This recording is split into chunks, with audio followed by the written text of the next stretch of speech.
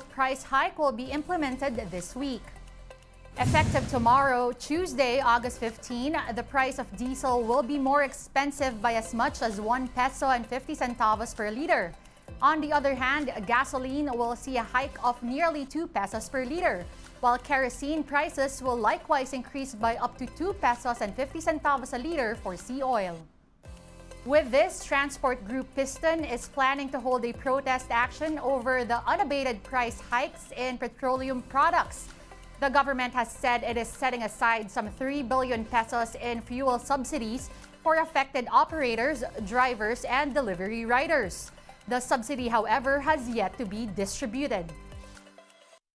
Lahat po ng regional offices, yung disbursement po kasi ng pera ay central office. So, mas madami po yun. Siyempre, yung ating mga finance officers po, inisa-isa po nila. Do may master list po, dino-double check po, nire-revalidate po nila yung mga entries kung may double entries, double accounts, mga ganun po. Because of the recent oil price hikes, there's now a push for a 2 peso increase in the minimum fare in jeepneys. Various transport groups including the Liga ng Transportasyon at Operators ng Pilipinas or LTOP have filed a petition with the LTFRB for a fare increase. They maintain that current petroleum prices have become too burdensome for drivers and operators. If the fare hike petition is approved, the minimum jeepney fare will be at 14 pesos from the current 12 pesos. Ngayon na po ay mahigit na po 60 pesos. Nasa 63, 65, depende po sa gasolinahan. So kami po ngayon ay talagang hindi na kaya ho dahil nga ang aming pahanap buhay na pang-araw-araw ay halos napupunta na yung kinikita ng aming mga tsuper sa pambili po ng krudo. More consumer news. Price of the cheapest rice variety in a Mandaluyong market has reached 50 pesos a kilo. And vendors warned that it could climb further by 2 pesos. Over at the Sierra Madre market, Sinandoming rice is selling at 50 pesos per kilo, up from the previous 42 pesos. Prices of special Sinandoming saw a 6 peso increase, while both dinorado and imported rice now go for 58 pesos per kilo. Egg prices are also expected to get more expensive in the coming days by 5 pesos per tray, or about 50 centavos per piece. Currently, small eggs cost 5 pesos and 50 centavos a piece, while medium eggs sell at 8 pesos each. Large and extra large eggs are now priced between 8 and 9 pesos per piece. In other news, Vice President and Education Secretary Sara Duterte considers the new Matatag K-10 curriculum as a legacy of the Marcos administration. Duterte noted that the problems identified by experts in the existing curriculum have been addressed in the new program. For his part, President Bongbong Marcos believes that the revised course is key in the improvement of the country's international standing. The Matatag curriculum will be piloted in select schools in the upcoming academic year. Also, binibigyan natin ng pagkakataon yung mga after 10th grade na mamili kung sila ay mag-vocational, mag-technical training o itutuloy nila. So that's more or less the big system changes. Grade 1 to 3, dati 7 subjects tayo, binaba natin sa 5 subjects with a focus on math and reading. And then, ang science natin papasok pag grade 4. More stories coming your way after a quick break. Stay with us.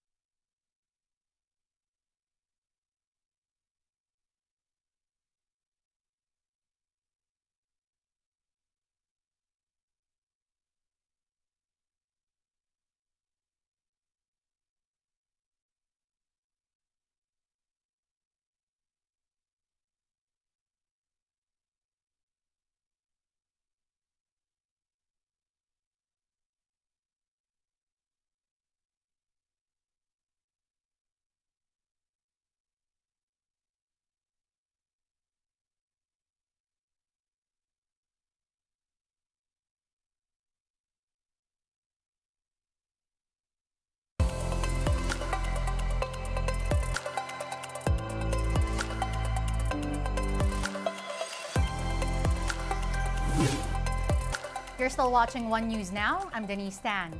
Some groups are calling for a price ceiling on rice as the staple gets more expensive by the day. In some wet markets, the cheapest rice now sell for 50 pesos a kilo. This morning, House Speaker Martin Romualdez joined a market inspection. He explained that rice has become pricier because of movements in the world market. But farmers and rice watchdog groups disagree as they blame unscrupulous traders for manipulating prices.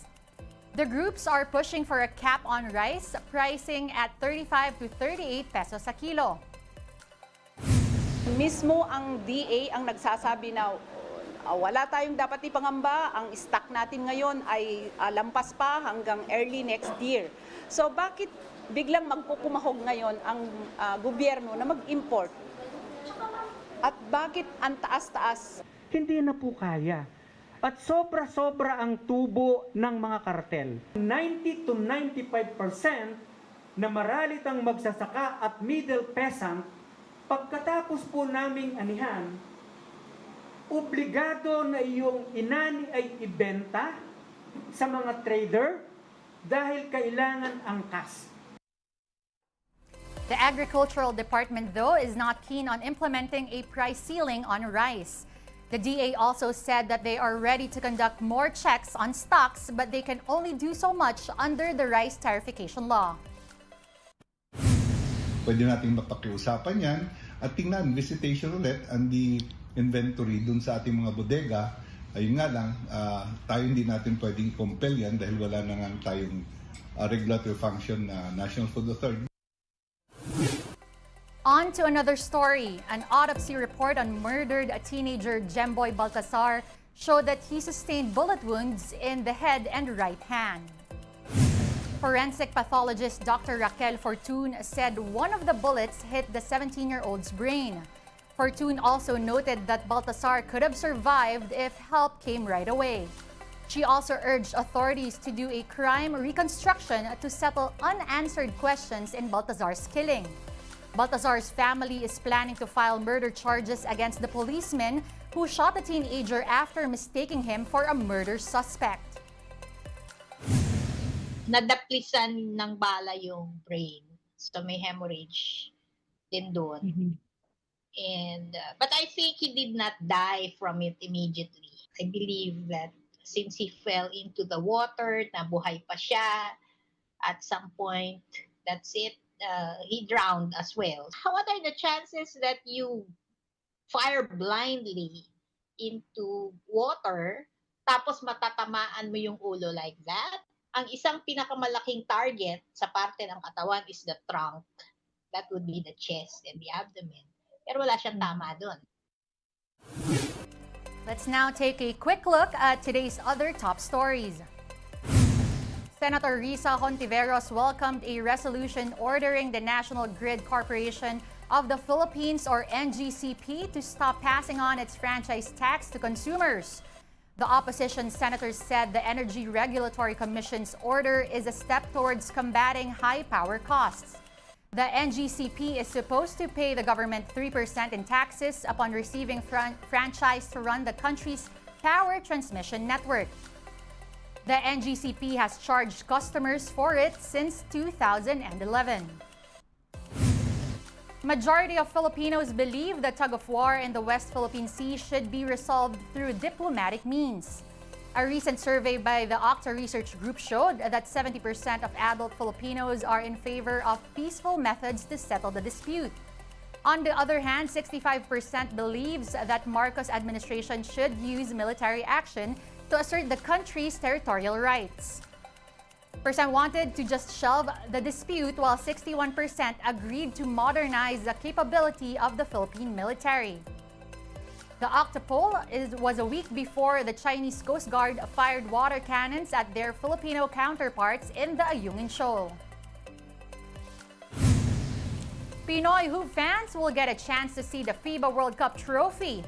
The Naismith Trophy will go on a Philippine tour starting August 14 and will be briefly displayed in Cebu, Davao, Manila, and Ilocos Norte. Aside from the trophy, visitors will also get to see Gilas greats who serve as ambassadors for the event.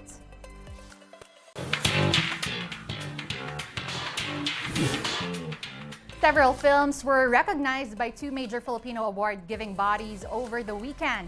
Family Matters was a big winner at the 2023 FAMAS Awards with 4 wins including Best Picture. Nadine Lustre won Best Actress for her role in Greed, her second FAMAS Award since 2019. Meanwhile, Carl Joseph Papa's Iti Makpupukaw or The Missing was this year's best film at the Cinemalaya. It is the first animated full-length feature film to compete at the Independent Film Festival. One of its stars, Hollywood actress Dolly De Leon, took home the Best Supporting Actress trophy.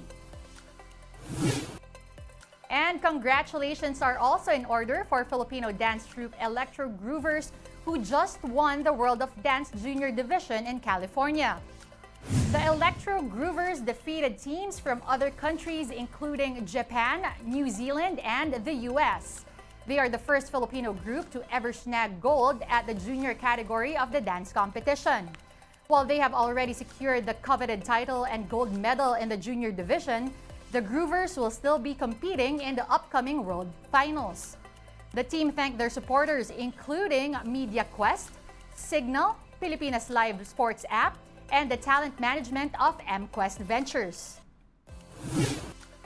One News Now will be back at 6 p.m. with the day's latest stories. I'll see you then. I'm Denise Tan, leaving you with a reminder that the FIBA World Cup starts on August 25. Support Gilas, support Team Pilipinas. Watch and buy tickets to the biggest sports event of the year.